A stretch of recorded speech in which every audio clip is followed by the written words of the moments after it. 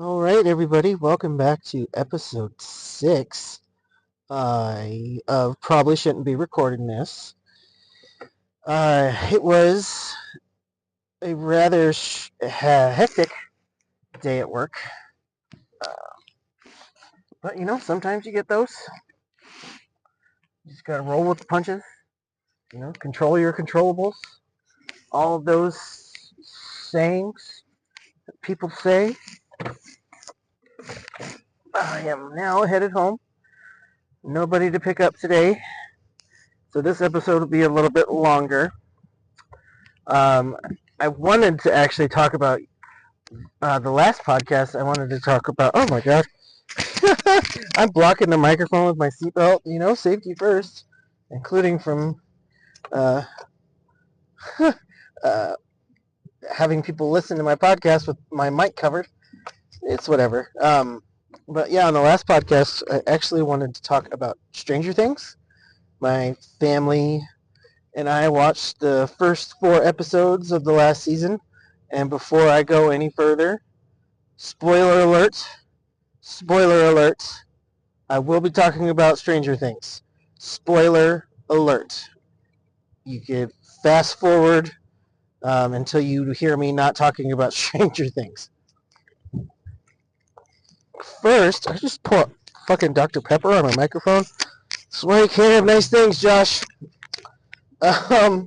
So with Stranger Things, the season 5,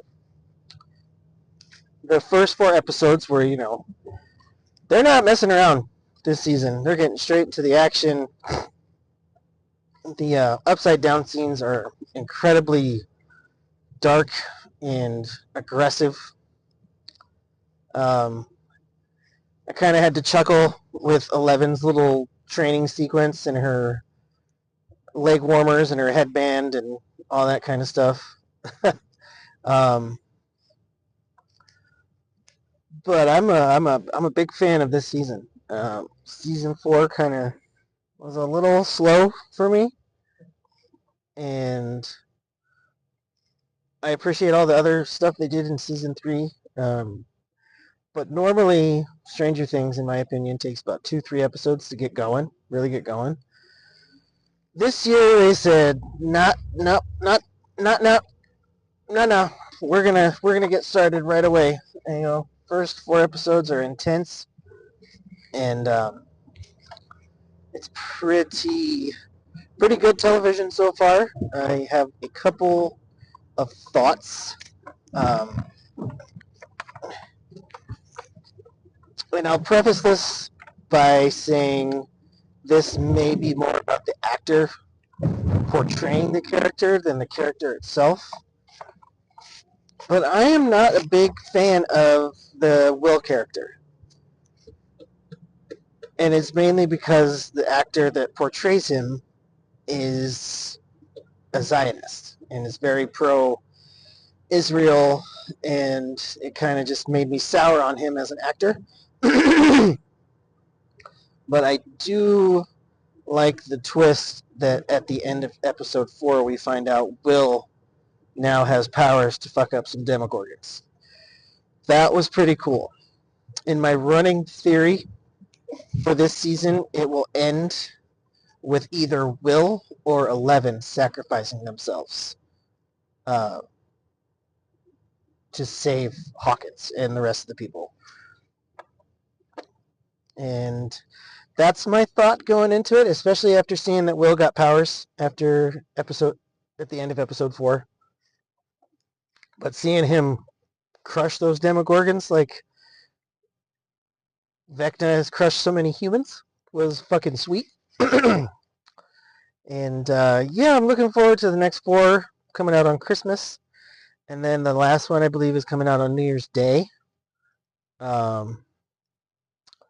which is the series finale. So that should be wild, and I have no doubt it probably will be like 2.5 hours. So it's just like a movie, Stranger Things the movie. I'm also really curious what they're going to do with Max and how they're going to get her back in her body.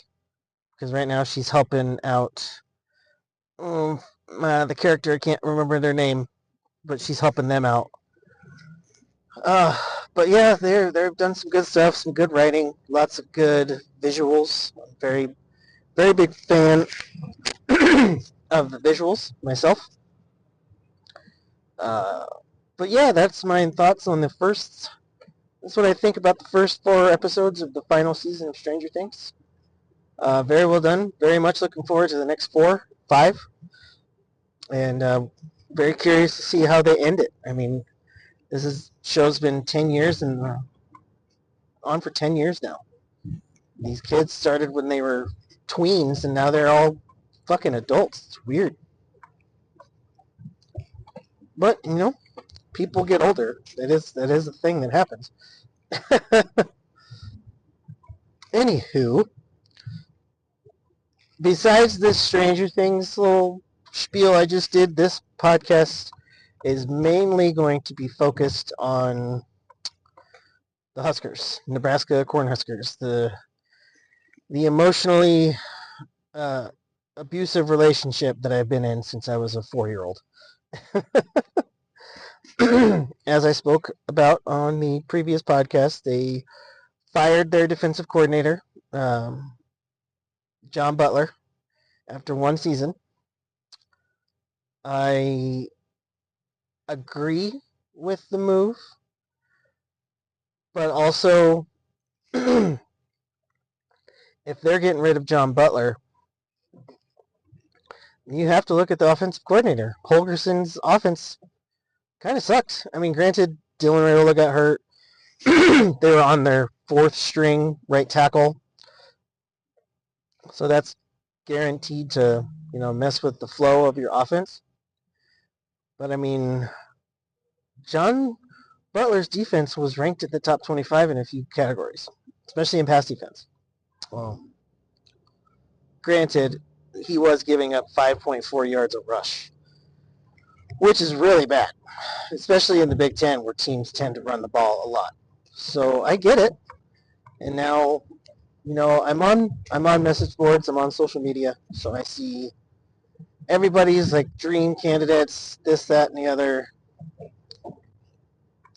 But people are always poo-pooing these defensive coordinators that are cutting their teeth in these lower conferences, these Group of 5 conferences, because they want somebody to have Big Ten experience. And I mean, John Butler had Big Ten experience. Didn't help him for shit. So I think as far as like qualifications, Big Ten experience for me is on the very bottom. I would like to see an aggressive defense, whether that's the 4-3, 3-4, 3-3-5, 4-2-5, whatever formation they want to run out there, as long as they're aggressive and they cause havoc.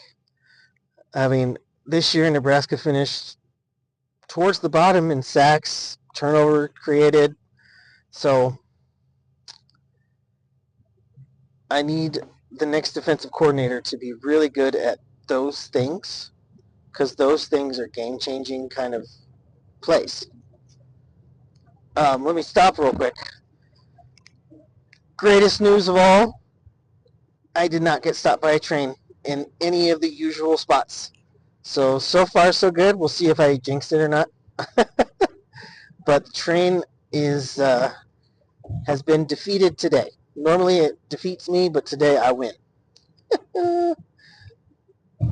I've noticed the train is like a running character in these podcasts now. But yes, back to the good old Huskers. So that would be my criteria as average Joe sports fan, but a lot of this stems too from people's belief in Matt Rule. Did the season end like any of the Husker fans wanted? No. Giving up 77 points and almost 800 yards of offense in the last 2 games. I mean, that sealed John Butler's fate for sure. But I mean, me personally, I've seen progress. They're going to a bowl game for the 2nd year in a row. And people can laugh at that or whatever they want to do with it. But there was a 10-year period of time where Nebraska wasn't going to bowl games. They were winning 5 games at max. So Matt Rule won 6 games last year. He won 7 games this year, and he won 5 games the year before. So he's literally gone up a win every year. So, I mean, if you're looking for improvement, it's literally there in the stats. There's definitely things that need to be addressed in the offseason. I'm talking about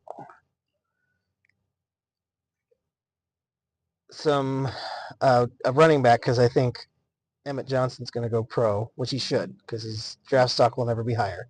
He's already also 23, 24 years old, so the window of opportunity is kind of closing for him, so he's probably going to go pro. So I think Nebraska needs to look at a running back that's a 2-3 down running back.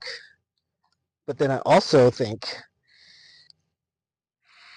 some of the young guys they have in the running back room are really good. I think Isaiah Mosey's going to be really good. I think Jamarian Parker has the potential to be good. Connor Booth, Makai Nelson, all these guys I think have a lot of talent. But when you have a bell cow like EJ, who kind of excels the more carries he gets, it's kind of hard to find time for anybody else to get carries. So I think next year they need to add a back from the portal and then use a running back cut by committee for like the first 5-6 games. See who, stands out and then kind of go with them. But, fit the other ones in from time to time. I think this team has a lot of talent at receiver. But it's too early to say because the transfer portal hasn't even opened yet. So, and they could lose receivers, tight ends, running backs, quarterbacks. But I definitely think the main thing for me is to get an experienced defensive lineman, whether that's on the edge or inside. And then linebackers that play sound fundamental football but are also very fast and can tackle. Because a lot of the issues with the run game this year has been linebackers, and for somewhat of it, the safeties as well, not fitting in the run game correctly, making their own reads, doing all that. So I think it's a 2-part thing where the defensive coordinator that they bring in and whether that coordinator brings in new staff, they have to be excellent teachers, and they have to, if somebody's not picking up the scheme, the whatever, they have to move on to the next person. Because I think a lot of the issues this year is the defensive staff didn't move on from players if they were not playing up to par. And I know it's something Matt Rule stresses, but I don't know. Maybe, I don't know, as a Husker fan, we're kind of going through it. Because this will be the 3rd defensive coordinator in 3 years. It's not ever a good thing. It's not ever a good luck to have to replace a coordinator that many times. And National Signing Days tomorrow, they're going to sign 9 players. And they're second to last in the Big Ten in recruiting, ahead of Penn State, who now currently has 5 commits because they still haven't named a head coach. And that whole shit show of a situation that they have down there. But this is what they wanted. The boosters wanted James Franklin out, so they, were adamant that he get fired. So now they have to pay him a whole shitload of money, and he's out there at Virginia Tech where he got hired, just taking all their recruits. All of Penn State's recruits are now going to Virginia Tech, and they still haven't hired a head coach. I just saw in the news, on the news feed for that they were trying to hire BYU's coach, and he is turning them down. They haven't had a head coach for a month, like maybe longer than that. And it's not the smartest thing to go into the recruiting / offseason without a head coach. Granted, they did win 6 games, so they'll be going to a bowl game, which is pretty cool. And the second I saw them play Nebraska, I said, "Oh, this team's going to a bowl game. They're good. They got a lot of talent on that team." And they beat Nebraska 37-10.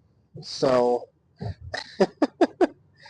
and then Nebraska went out and lost 40-16 in their game after that. So, spirits in Husker land are not very high.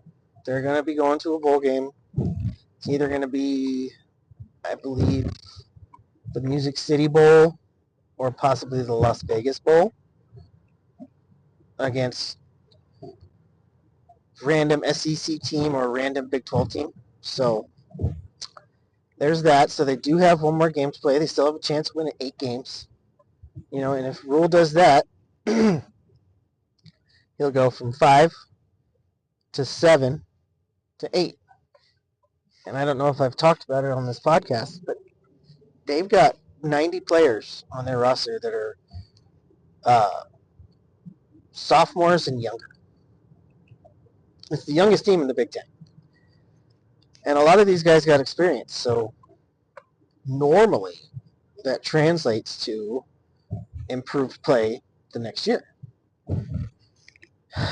And another thing I wanted to touch on is all of this hate for Dylan Raiola, the 5-star quarterback that could have gone anywhere in the country, but he wanted to come back to Nebraska to build it back up again. And he gets hurt against USC. And I truly believe if he does not get hurt against USC, they win that game. And then they probably beat Iowa.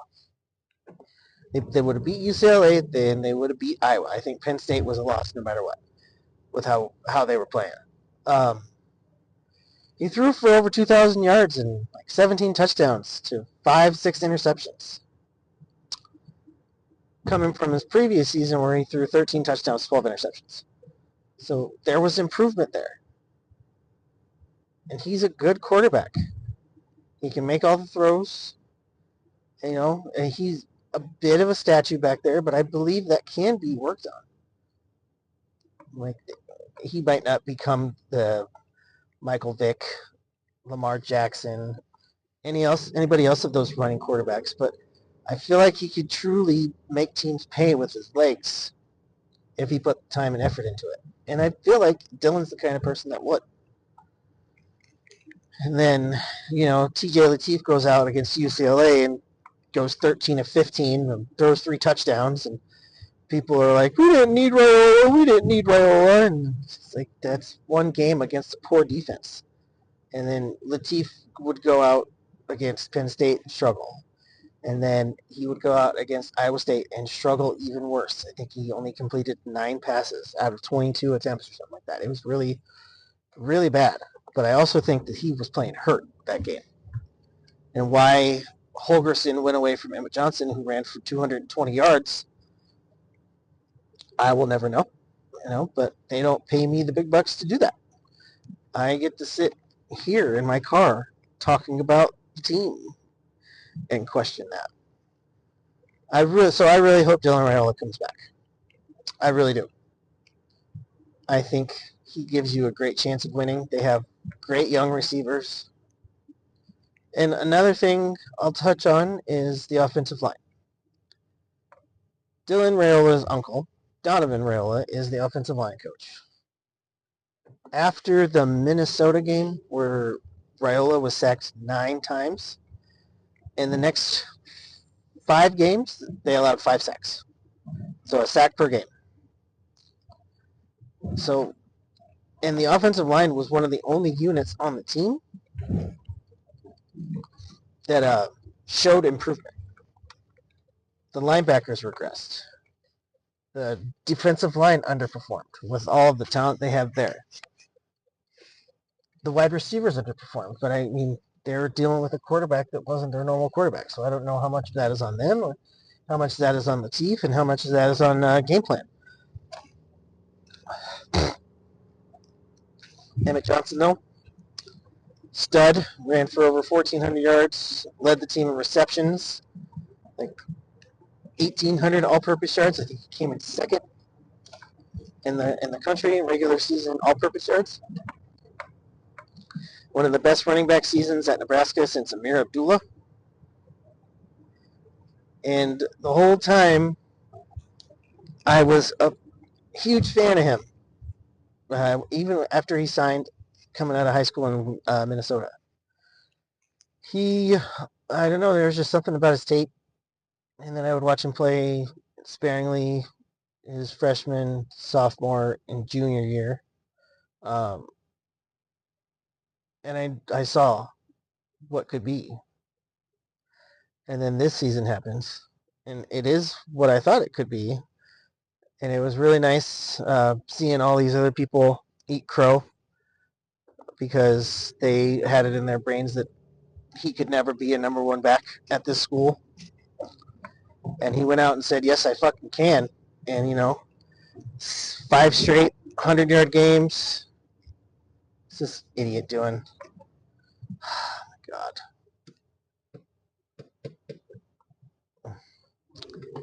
Sorry. Somebody clogging up one of the lanes trying to turn, and they finally did it. But Emmett's going to be missed on this team next year. And I just hope people are appreciative of all of his talent and what he did for this university.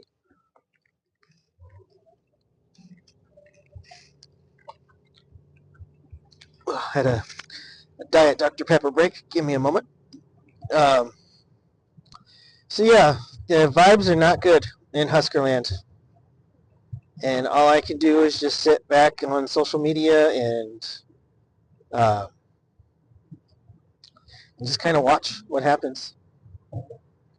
I have a few different people in mind that I would love to see as defensive coordinator, but I'm going to leave it in Matt Rhule's hands. I trust him. I mean, the guy's a leader. I would follow him anywhere. He just seems like a real nice, genuine person as well, which is kind of a big thing for me.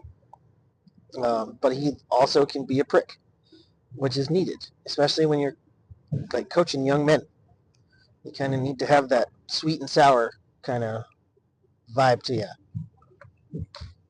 And he definitely does. So we shall see. The next couple of weeks should be interesting. Matt Rhule came out and said that he would like to have somebody hired as a defensive coordinator in the next couple of weeks. So we shall see if that actually holds true. When Butler was hired last year, I was disappointed. I thought they could have gotten somebody better. But I was willing to give it a shot, because I watched the defense play in the bowl game, and they were causing havoc and making sacks and causing fumbles, and it all seemed like, okay, this could be good. And then he goes and he has like a top 10 pass defense. But they can't stop the run. And I think it's scheme. And I think it's coaching. The coaching isn't sticking to these players. They know what to do, but they're just not doing it.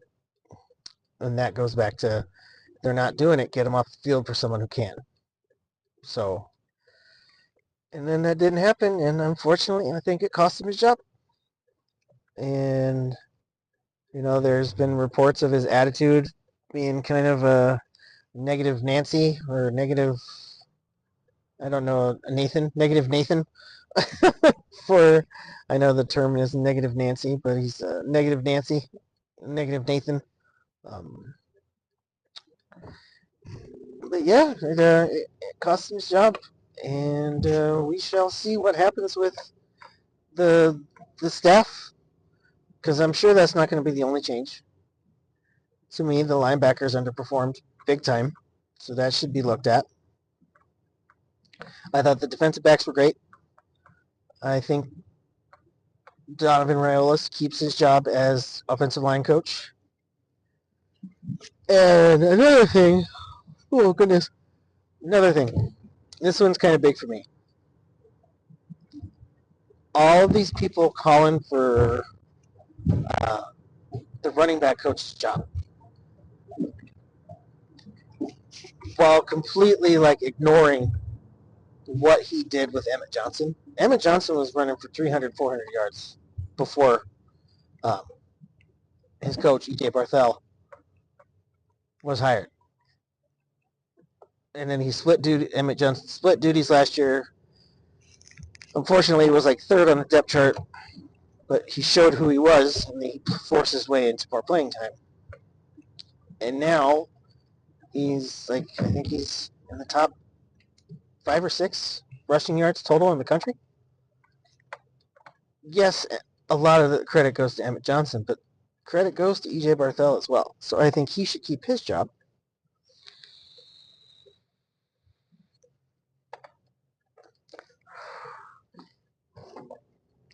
What I really think is now that, Emmett will be moving on, I'm pretty sure he will be. If he comes back, I'll be super surprised. I think Mr. Holgerson needs to take advantage of this amazing wide receiver core that he has. Isaiah Hunter's only a sophomore. He's got Ja'Cory Barney, who's only a sophomore. He's got Jeremiah Jones, who's a redshirt freshman who was, 6'5", 230, and was a 4.44. Super talented guy. He's got, I want to say Braxton Clark, but that's not his name. He's got, oh my God, what's his name? His last name is Clark. I'm blanking on the first name right now. But he's super talented. And I can go on and on. They got so many talented receivers and tight ends that I think he kind of needs to open it up a little bit. Open up the playbook. Start throwing the thing around the yard. And then we get a lot of success like that. Then you move to, that opens up the run game. And when they're expecting pass, you run. You run draws. You run, RPOs. And I don't know. I think for some reason I feel like Dana coached with handcuffs on this year. I don't know why. It's kind of frustrating to watch because if you watched his offenses at Texas Tech, West Virginia, they didn't look like this. They looked fast, smooth, crisp, all of the adjectives. And couldn't really use those for Nebraska's offense this year. I think they finished in the 70s total offense. So I don't know. This is my Husker focused one. Signing day's coming tomorrow. They're signing 9 recruits, possibly 10, but this class is the calm before the storm. As in 2027, they have, I think as of right now, it's in the top 10 ranked recruiting. Got multiple 4-stars and the quarterback of the future and Trey Taylor. So I have faith in Matt Rule. I really want him to prove me right. I'm tired of getting proved wrong. I guess maybe some people would consider me an optimist, and it's crazy to me that I'm considered an optimist because of the things I've been through in my life. I have no reason to be an optimist with pretty much anything. But I mean, I have turned into an optimist, especially when it comes to Husker sports. I always believe that they're going to be better. They're going to do better. This is the year, and for the most part, I get proved wrong. And that's what being a sports fan is like. You have belief in something all year just to be let down. I'm disappointed with how this season ended, but I saw progress too. And I think you're kind of crazy if you don't see it as well. But I'll also say this, Matt Rule has to nail this defensive coordinator hire. He knows what the expectations are, and I know he has those expectations himself. So to finish out, and he's also 2-10 in games in November. It's not good. That's not good. That's a 200 winning percentage. It's bad, real bad. So he knows he's got things to work on, and I guess first it's going to start with getting a new defensive coordinator. We'll see where that goes. But yeah, he knows the clock's ticking. And that pressure's on him, and all he has to do is win. So he's got to nail this hire, and I have faith in that he will.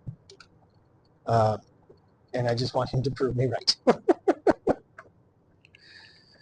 So we'll see. We'll see how it goes. I think we're going to wrap it up there, as it's all that I really had on my mind today. Again, thank you to all that listen. I really appreciate you guys. I think there's like 5 or 6 of you that listen right now, and I appreciate it. I started this podcast just to, I think, as a form of therapy, and it's working. So you guys are awesome. Thank you. And I'll post this soon, and then I'm not sure when I'm going to record next, but yeah, probably shouldn't record this episode 6. Episode 6. Look at that. I've already done 6 episodes. All right, guys. Bye-bye.